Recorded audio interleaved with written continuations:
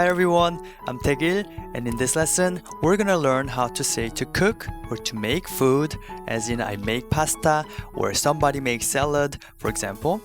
First, we're gonna start with our favorite magic verb, 해요.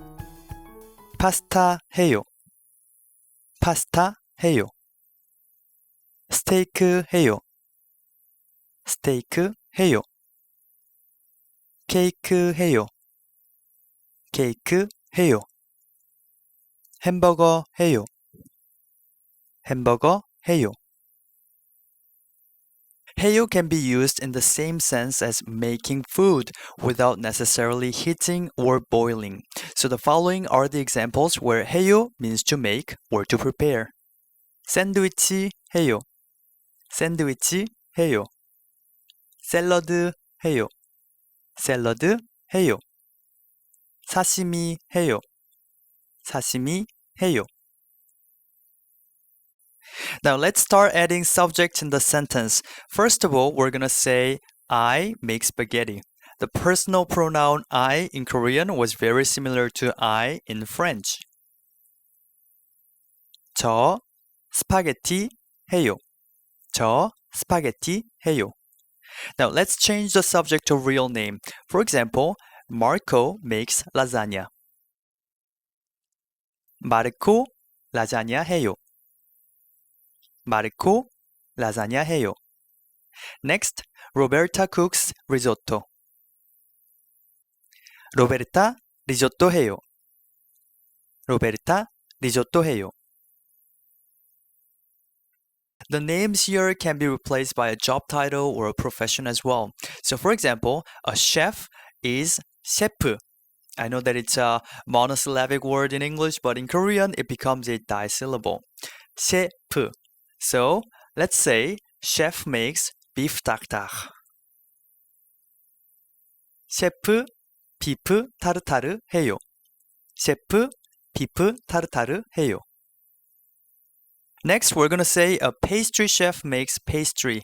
Now for pastry chefs, we use the French word pâtissier. So a pastry chef makes pastry is pâtissier pastry 해요. Now with this, please pay attention to the pronunciation because although the two are written with the same consonant, the first P from the pâtissier is pronounced like the French pa, whereas the second P from pastry is pronounced like pe. Right? So pâtissier pastry 해요. 해요 can be used when making beverages as well. For example, 바리스타 카푸치노 해요. Barista makes cappuccino. 바리스타 카푸치노 해요. Or a bartender makes cocktails. 바텐더 칵테일 해요. 바텐더 칵테일 해요. You also hear some people say 바텐더. 바텐더 칵테일 해요.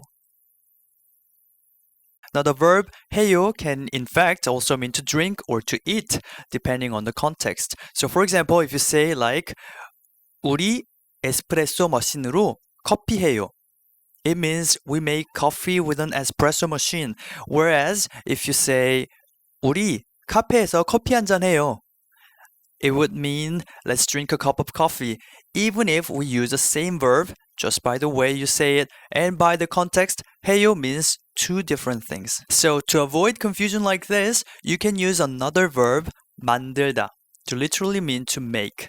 만들다 is in its base form, and when it's conjugated to the present tense casual polite speech, it becomes 만들어요. Now, I've got two tips for you to memorize this verb more easily. One is to remember this verb starts with M and A, just like the verb in English, to make. And the other is to remember how to say a hand in Romance languages. La mano, la mano, la main, 만들어요. So imagine making things with your hands and think of these words, la mano, la mano, la main, 만들어요. So now from all the examples that we have seen in this video so far, you can replace 해요 with 만들어요. For example, 케이크 만들어요. 샌드위치 만들어요. 라자냐 만들어요. Another way to avoid the confusion from 해요 being too general is by adding words that are related to more specific functions or activities within the cooking procedure. We've already learned how to form new verbs by combining a foreign word and the verb 해요. So the same principle applies here. Just have a look. Baking 해요 means to bake. Baking 해요. Roasting 해요 means to roast. Roasting 해요. And for your information, a roast chicken is roast chicken. So you can say roast chicken 해요, or let's practice with the new verb that we just learned. roast chicken 만들어요. Next, 가니쉬 해요 means to garnish, as in to garnish with a slice of lemon. 레몬 가니쉬 해요. 레몬 가니쉬 해요. The next one is somewhat similar but can be used more generally. 데코레이션 해요. 데코레이션 해요. Next, blending 해요, or you can also say blend 해요, means to blend. blending 해요, or blending 해요. Finally, to say to fry, you can say either 후라이 해요 or 프라이 해요. I know that the later sounds like to pry, as in to pry into someone else's life, but it has nothing to do with that. 후라이 and 프라이 both come from the same verb, to fry. It's just that although the current official transcription rule says that the F sound is transcribed with the P letter, conventionally speaking though, the H letter as well has been used to transcribe F sound. So that means you're more likely to see or hear people say 후라이 as well.